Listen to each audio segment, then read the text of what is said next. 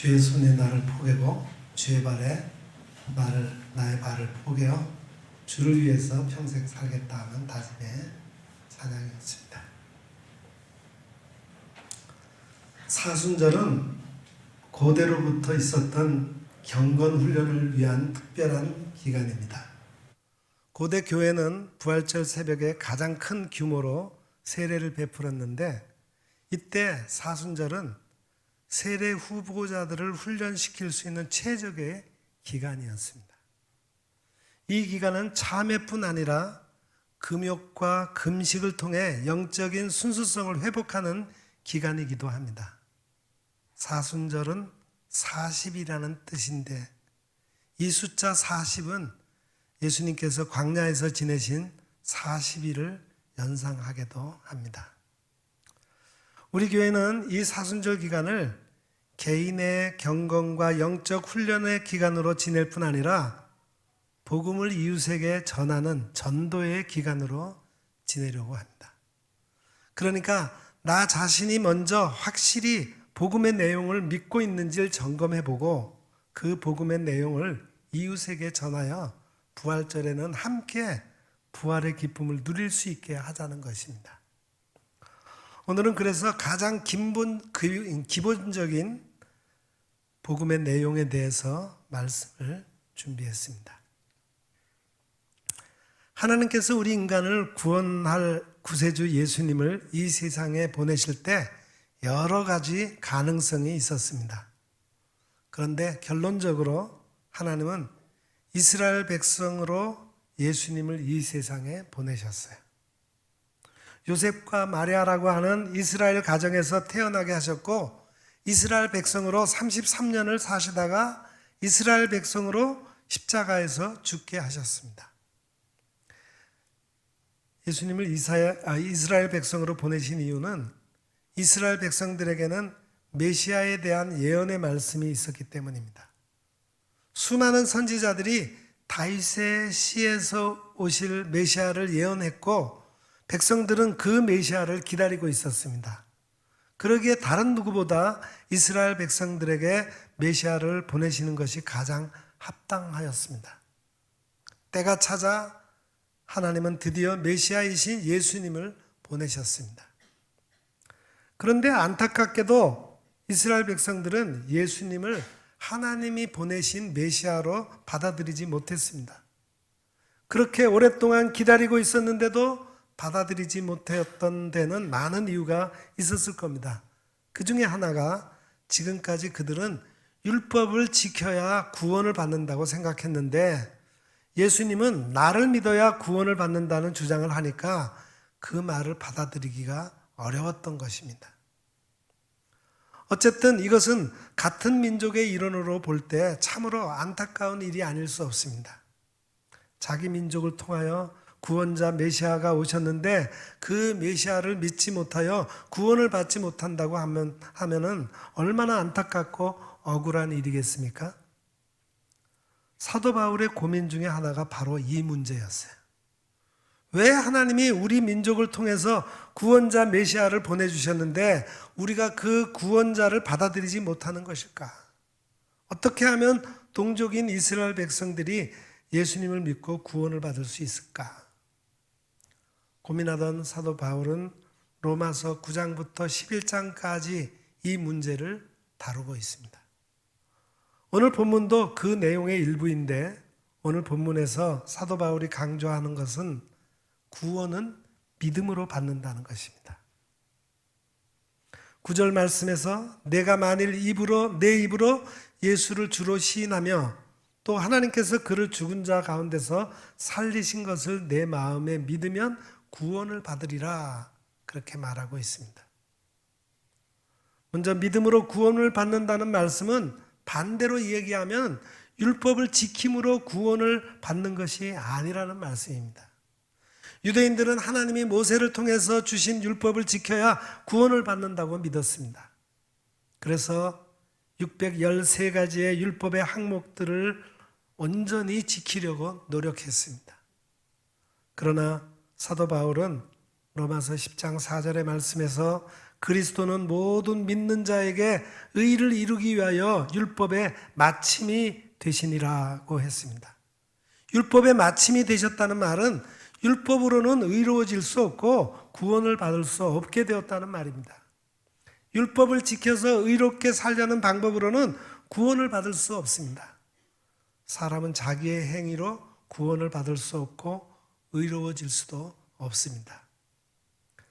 하나님의 마음에 합한 자라는 말을 들을 정도로 하나님을 잘 섬기고 그 말씀에 순종하던 다윗도 한순간에 유혹에 넘어가서 간음죄를 짓게 되었습니다. 그 죄를 감추기 위해 살인죄를 또 저지릅니다. 1000번제를 드렸던 솔로몬도 다른 신을 섬기는 죄를 범하고 말았습니다. 사람은 어느 누구도 온전하게 살 수 없습니다. 율법을 다 지켜서 나는 의롭다고, 나는 구원을 받았다고 말할 수 있는 사람이 한 사람도 없습니다. 또 믿음으로 구원을 받는다는 말씀은 어떤 신비나 기적으로 구원을 받는 것이 아니라는 말씀입니다. 오늘 우리가 읽은 본문 앞구절인 6절, 7절 말씀에서 사도 바울은 하늘에 올라가고 반대로 무저강에 내려가는 그런 신비를 통해서도 구원을 받을 수 없다고 강조했습니다.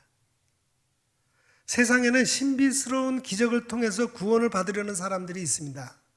그러나 어떤 놀라운 기적을 통해서도 사람은 구원을 받을 수 없습니다. 예수님이 수많은 기적을 행하셨습니다. 심지어는 죽어서 나흘이나 된 사람까지도 살리셨습니다. 보리떡 5개와 물고기 2마리로 5,000명의 장적을 먹이고도 남는 기적을 행하셨습니다. 그러나 그 기적을 체험한 사람들은 더 큰 기적을 바랬고 자기들이 바랬던 기적이 없었을 때에는 예수님을 철저하게 외면하고 배척했습니다.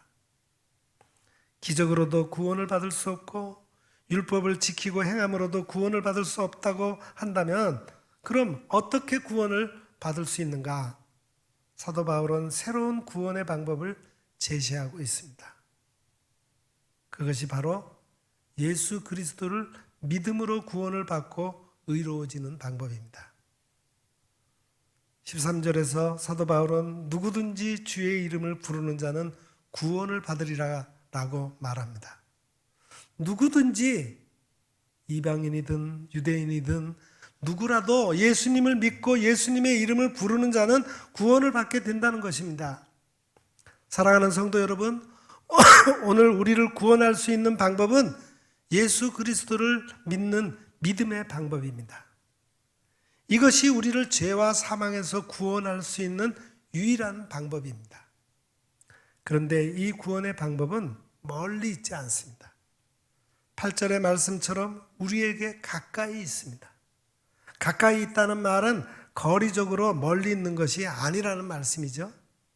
멀리 있는 다른 나라에 가야 들을 수 있는 말씀이 아니라 우리 가까이에서 언제든지 원하면 들을 수 있는 말씀입니다. 또한 어려운 말씀이 아니라는 것입니다. 율법을 지키기 위해 죽을 힘을 다하는 것처럼 그렇게 힘든 내용이 아닙니다. 입으로 예수 그리스도를 주로 시인하고 하나님께서 그를 죽은 자 가운데서 살리신 것을 믿으면 되는 겁니다. 이것이 사도 바울이 전파하는 말씀이었고 오늘 우리 교회에서 전파되는 내용입니다. 그렇다고 한다면 이제 어떻게 해야 합니까? 먼저 우리는 구원에 대한 올바른 지식을 가져야 합니다. 로마서 10장 2절 말씀을 보면은 내가 증언하노니 그들이 하나님께 열심히 있으나 올바른 지식을 따른 것이 아니니라 라고 했습니다. 이스라엘 백성들은 사도 바울이 지적한 대로 하나님께 열심은 있었습니다. 그러나 올바른 지식을 따른 것이 아닌 열심입니다. 열심을 냈지만 올바른 지식이 아니었다는 것이 문제입니다. 우리가 구원을 받기 위해서는 열심보다는 올바른 지식이 먼저 필요합니다. 어떤 사람이 신천지에 빠져서 신앙생활을 하고 있는데 자기는 지금 너무 편안하고 좋다고 합니다.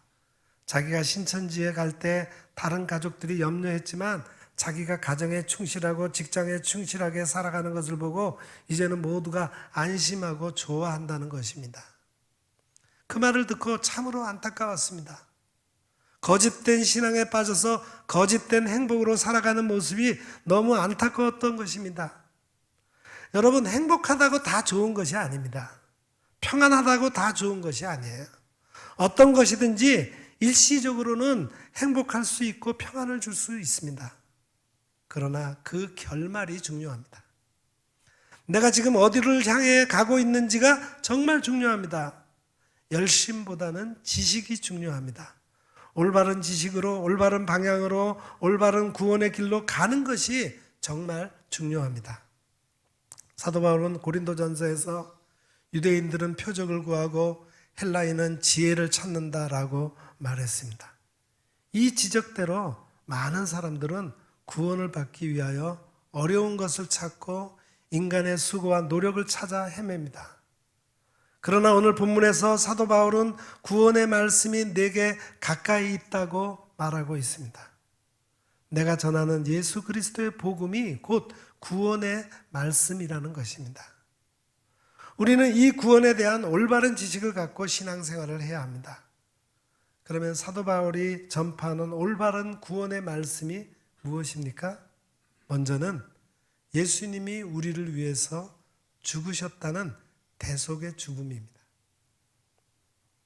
두 번째는 그 예수를 하나님께서 다시 살리셨다는 부활의 믿음입니다. 세 번째는 그 예수님이 우리 삶의 주인, 주님이 되신다는 겁니다. 이 구원의 말씀은 어디 먼 곳에서 일어난 것이 아니라 자기 나라, 자기들이 보는 가운데서 일어났습니다. 자기들이 이 구원의 생생한 증인들이었습니다. 사도 바울은 이 구원의 말씀을 수차례 자기 백성들에게 전했습니다. 사도 바울뿐만 아니라 예수님의 제자들도 이 사실을 먼저 자기 동족들에게 전했습니다. 수많은 사람들이 예수님의 죽으심과 부활을 증언했습니다. 구원의 말씀은 너무나 가까이에 있었습니다. 이 말씀을 올바른 구원의 지식으로 받아들여야 합니다. 두 번째는 우리가 그 주님을 믿고 영접해야 합니다. 구원의 말씀이 가까이 있다는 말은 우리가 그 말씀을 받아들이고 믿어서 구원을 받아야 한다는 말이에요. 먼 데 있어서 찾아가기가 어려운 말씀도 아니고 믿기 위해 엄청난 수고를 해야 하는 말씀도 아니고 가까이 있는 말씀인데 그 말씀을 내가 믿지 않으면 얼마나 억울하고 손해가 되겠습니까? 내가 먼저 믿어야 하고 내가 먼저 구원을 받아야 합니다. 여러분은 여러분 자신의 죄를 사하시기 위해 예수님께서 십자가에 달려 죽으셨다는 사실을 진정 믿습니까? 또 하나님께서 그 예수님을 사흘 만에 다시 살리셨다는 사실도 믿으십니까? 그래서 이제는 그분 예수님을 여러분의 모든 삶의 영역에서 주인으로 모시고 사십니까? 이 부분이 확실해야 되는 겁니다. 10절 말씀에 사람이 마음으로 믿어 의에 이르고 입으로 시인하여 구원에 이르니라 라고 했습니다. 마음은 모든 행동을 결정하고 지시하는 인격의 중심지입니다. 그러니까 마음으로 믿는다는 것은 전인격적으로 믿는 것을 말합니다. 마음에 받아들여지지 않으면 아무것도 내 것이 될 수 없습니다. 심지어 먹는 음식도 먼저 마음에 받아들여져야 음식이 목으로 넘어가지 마음에 받아들여지지 않으면 먹을 수도 없고 먹어도 탈이 나고 맙니다. 저는 모든 음식을 다 잘 먹습니다만 특별히 젓갈류에는 잘 손이 가지 않습니다. 못 먹는 것이 아니라 먹으려고 하면 얼마든지 먹을 수 있는데 잘 안 먹게 돼요. 나이가 들면서 피부에 알러지 반응이 생깁니다. 새우젓만 조금 먹어도 몸이 가렵습니다. 요산 치수가 높아져서 통풍의 위험이 있다고 해서 젓갈류를 그때부터 삼가하게 되었습니다. 마음에 받아들여지지 않으니까 먹지 않게 되고 숟가락이 가지 않는 겁니다. 예수님을 믿는 것도 먼저 마음으로 믿어지고 마음으로 받아들여질 때 믿을 수 있게 되는 것입니다. 일본의 신학자 우찌무라 간조가 이런 말을 했습니다. 하나님이 내리시는 저주가 있다면 그것은 질병도 실패도 배신당하는 것도 아니다. 만일에 저주가 있다면 세 가지다. 첫째는 아무리 믿으려 해도 하나님이 믿어지지 않는 것이다. 두 번째는 아무리 성경을 읽어도 하나님의 말씀이 들리지 않는 것이다. 세 번째는 아무리 감사하려고 해도 감사가 안 되는 것이다. 그렇습니다. 하나님의 은혜가 우리 가운데 임할 때 우리가 예수님을 마음으로 믿을 수 있고 마음으로 영접할 수 있습니다. 아무리 믿으려고 해도 믿어지지 않고 마음에 받아들여지지 않으면 믿을 수가 없는 거예요.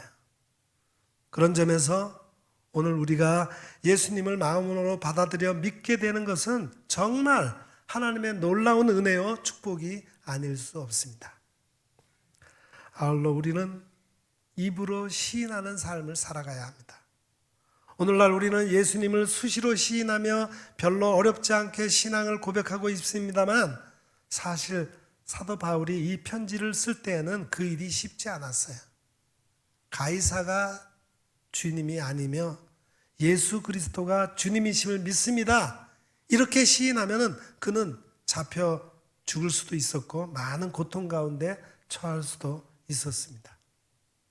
이것은 우리 초기 한국에서도 흔히 있었던 일입니다. 예수 그리스도에 대한 시인은 한 사람의 생사를 가르는 분수령이 될 수가 있었습니다. 이런 생사의 갈림길에 선 심정으로 주님을 내 주님으로 고백할 때 구원을 받을 수 있습니다. 오늘날 교회에는 정체 모를 교인들이 많이 있다고 합니다. 그런 교인을 어떤 목사님은 UFO, 미확인 비행물체 교인이라고 합니다. 어떻게 보면 교인 같기도 하고 아닌 것 같기도 하고 잘 구별이 안 되기 때문입니다. 우리는 분명한 신앙 고백을 할 수 있는 내 입으로 주님을 시인하는 확실한 교인이 되어야 합니다. 마지막으로 이 구원의 복음을 전파해야 합니다. 오늘 본문 다음 구절인 14절 15절에서 사도 바울은 이런 구원의 복음을 전하면서 이 복음이 모든 사람에게 구원의 복음이 되기 위해서는 전하는 자가 있어야 한다고 말씀합니다. 이 복음을 전하는 일은 영원한 생명을 구원하는 세상의 그 어떤 일보다 귀한 일입니다. 영원한 멸망에 빠질 수 있는 자를 영원한 생명, 구원으로 인도하는 일인데 이것보다 더 귀한 일이 어디 있겠습니까? 그런데 이 일은 그렇게 중요한 일이면서도 어려운 일이 결코 아닙니다. 말씀이 가까이에 있습니다. 어려운 말씀이 아니라 누구든지 전할 수 있는 쉬운 말씀입니다. 많이 배운 사람만이 아니라 배우지 못한 사람도 전할 수 있는 말씀이에요. 어떤 할머니는 전도지를 가지고 다니면서 젊은 사람들에게 이것을 읽어달라고 부탁한다고 합니다. 그러면 젊은이가 읽어주면서 스스로 말씀을 듣게 되는 겁니다. 이렇게 해서 글자를 몰라도 전할 수 있는 것이 가까이 있는 복음입니다. 이 말씀을 전하기 위해 엄청난 수고를 해야 하고 위험을 감수해야 하는 말씀도 아닙니다. 마음만 먹으면 얼마든지 할 수 있는 말씀입니다. 그러기에 우리는 이 구원의 말씀을 전하는 일에 최선을 다해야 합니다. 주님께서 십자가의 엄청난 고난을 통해 이루신 구원의 복음은 참으로 감사하게도 우리 가까이에 있습니다. 이 구원에 대한 올바른 지식을 갖고 예수님을 나의 주님, 나의 하나님으로 믿고 영접할 수 있기를 바랍니다. 이 가까이에 있는 복음을 증거하여 많은 영혼을 구원하는 삶을 살아가는 성도들이 될 수 있기를 바랍니다. 제가 시간이 좀 있어서 한 가지 예를 말씀드리고 설교를 마칠까 합니다. 얼마 전에 우리 교회 전에 나오셨던 집사님 어머니께서 돌아가셨어요. 그래서 제가 조문을 갔습니다. 조문을 가서 새롭게 듣게 된 사실이 있어서 말씀드립니다. 전에만 하더라도 우리 교회에서 총동원 전도주일 해가지고 전도자들을, 전도 대상자를 적어서 내라 그랬습니다. 마음에 품고 태신자로 품고 기도하면서 이 기간에 꼭 전도하겠다, 그런 명단을 적어내라고 했습니다. 최소한 1명 이상. 그런데 그 집사님께서 자기 부모님 이름을 적어냈어요. 그리고 그 명단을 받아서 우리 교회가, 우리 전교우들이 제출한 명단을 이름을 써가지고 우리 자석에다가 다 붙였습니다. 다 붙이고 예배 때마다 그 사람이 누군지는 모르지만 분명히 우리 교인들이 태신자로 가슴에 품고 전도하기로 작정한 그 사람이기 때문에 예배 시간마다 자기 앞에 이름을 불러가면서 그분을 위해서, 그 영혼을 위해서 기도하자고 했습니다. 그런데 그 집사님이 예배 시간에 자리에 앉았는데 바로 자기 앞에 자기 아버지 이름이 있었다는 거예요. 그래서 야, 이건 참 하나님이 놀랍게 역사하시는구나 생각하면서 말로만 전도한다고 마음에 작정하는 게 아니라 실제적으로 해야 되겠다. 그래서 그 다음 주일부터 우리 교회 예배를 참석하셨는지, 일부 예배 참석하셨는지 안 하셨는지 모르겠지만 매주일 본가에 가서 아버지에게 전도를 했다고 그럽니다. 결과가 어떻게 됐을까요?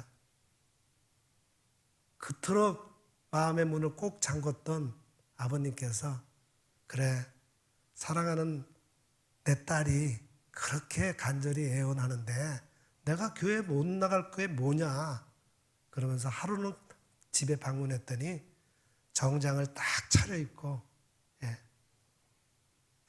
우리 따님 집사님을 따라서 그 교회 근처의 교회에 가서 예배드리기 시작했고, 그때 등록해서 세례도 받았다고 그런 얘기를 들었습니다. 전도라고 하는 것은 우리 마음에 하나님 앞에 작정하고 그 대상자를 위해서 기도하고 하나님께 맡기고 열심히 할 때 하나님께서 이루어지신 것입니다. 우리 사랑하는 성도 여러분, 여러분이 먼저 복음의 내용을 확실히 먹고 내 자신이 먼저 믿음에 대한 의지가 있어야 되죠. 내가 구원받았다는 확신이 있어야 되죠. 그 사실을 또 전도 대상자에게 열심히 전해서 더 많은 영혼들이 구원받을 수 있기를 간절히 기원합니다. 기도하겠습니다.